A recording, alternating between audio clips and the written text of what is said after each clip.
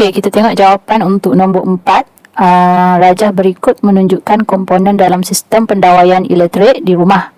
Kaji rajah tersebut dan jawab soalan berikut. Namakan X, Y dan Z serta nyatakan kod warna antarabangsa.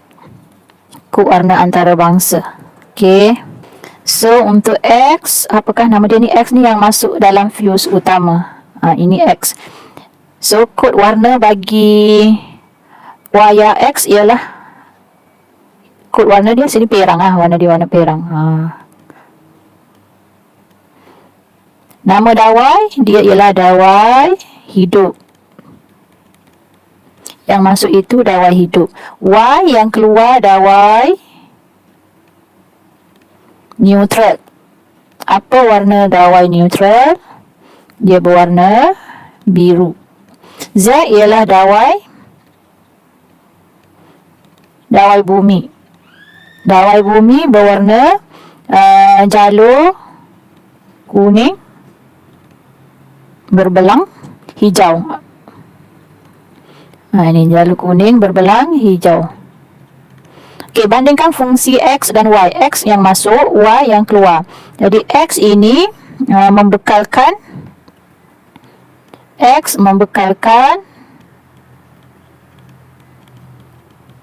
tenaga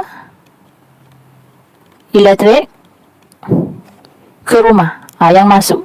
Jadi wayar X tu dia bawa arus elektrik masuk dalam rumah. Manakala Y membawa tenaga elektrik keluar dari rumah. Kalaulah ada arus yang terlebih, so Y ni dia bawa tenaga elektrik keluar dari rumah. Kalau dawai bumi, dia bawa ke bumi lah, untuk mengelakkan berlakunya getah pintas dan sebagainya. Okey, kita tengok soalan C. Wajarkan kedudukan meter elektrik yang dipasang di bahagian luar rumah. Semua meter elektrik dipasang di bahagian luar rumah. Cuba pergi keluar tengok. Ada satu alat di luar tu, di luar rumah kamu, biasanya warna hitam. Itu kita panggil meter elektrik. Kenapa dia dipasang di luar rumah? Kenapa tak pasang di dalam rumah? Okey, sebabnya untuk memudahkan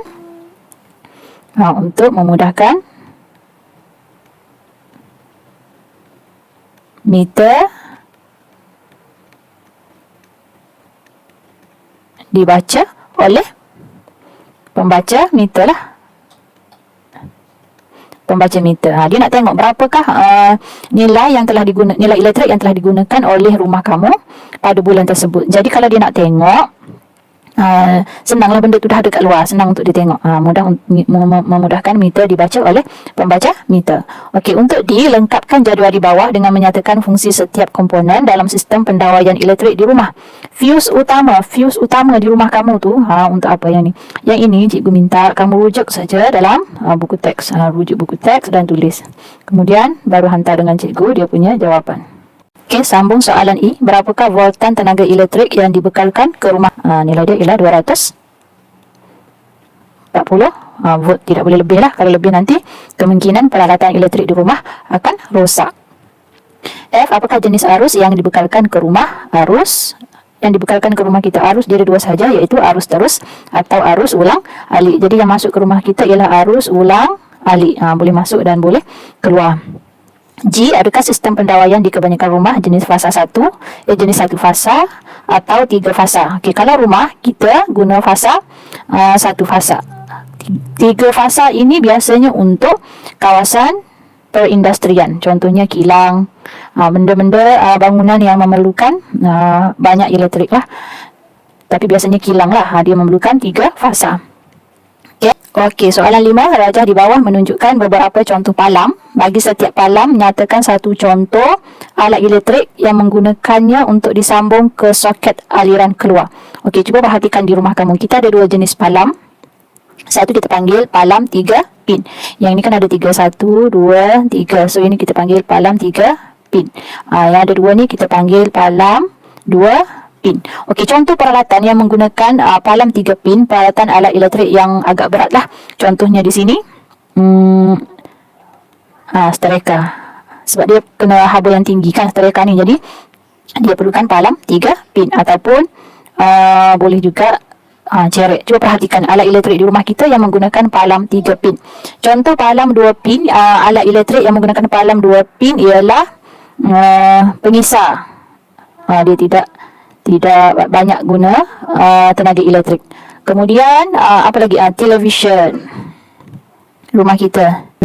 So, kamu boleh cek apa lagi alat elektrik di rumah kamu yang menggunakan palam 3 pin dan yang menggunakan palam 2 pin.